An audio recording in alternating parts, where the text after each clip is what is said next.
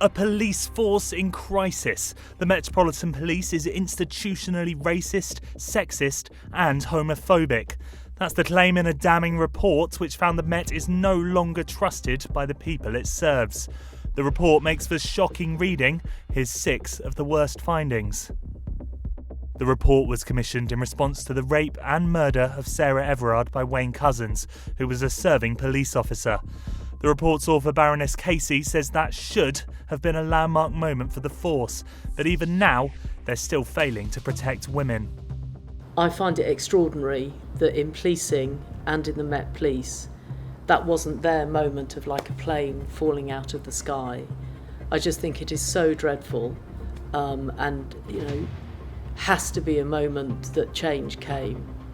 Change didn't come. So now this report has to carry that and has to take responsibility for getting the change needed. And instead of the Wayne Couzens case prompting change, officers were told to protect themselves by deleting WhatsApp messages. Baroness Casey says the Met is completely in denial about the scale of the problem. She found officers investigating sexual offences had unmanageable workloads, with one officer saying they were assigned to 57 rapes. Another said that rape in London may as well be legal since the detection rate is so low. Even when officers started an investigation, fridges that were used to store evidence were full and misused. In one instance, a lunchbox was found alongside evidence from rape allegations, which would have left them contaminated. During the heatwave last summer, multiple rape cases had to be thrown out when a fridge broke and ruined the evidence. And the mistreatment of women extends to the Met's own officers. The report found women received unwanted sexual attention from the start of their careers. A third of women employed by the Met reported experiencing sexism at work, while just over 1 in 10 directly experienced sexual harassment or assault. One told the report that a senior officer repeatedly harassed her and had even masturbated in front of her. I found it shocking, I found it devastating. I read the 14 examples of case studies. They made me cry because I cannot comprehend that female officers, that officers from the LGBT plus community, from black and minority officers are having to endure the kind of behaviours, sexist, misogynistic, racist, homophobic behaviours by the very colleagues that are there to serve the public.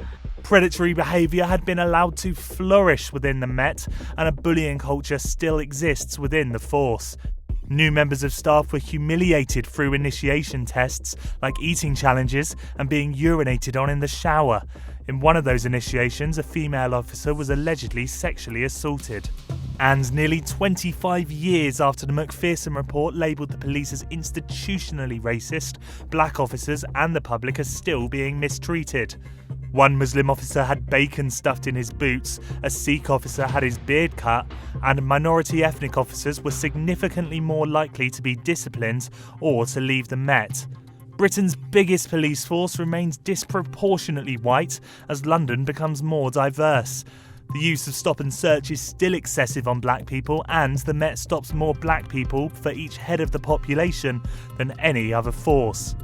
Baroness Casey has called for a complete overhaul of the Metropolitan Police, including improved vetting standards and reforming the misconduct system, introducing specialist teams to deal with rape and serious sexual offences, and rebuilding consent, particularly amongst women and black communities. If steps are not taken, the force could be broken up. But the Commissioner believes he can fix London's police force. I can't say I'm ashamed and embarrassed of the whole force. We have so many good people. But the fact that we have these failings that has allowed a minority to have such a toxic effect because we haven't gripped them with our systems and leadership, that is in itself embarrassing and shaming. But I'm massively proud of the majority of my people, and I know we can tackle this.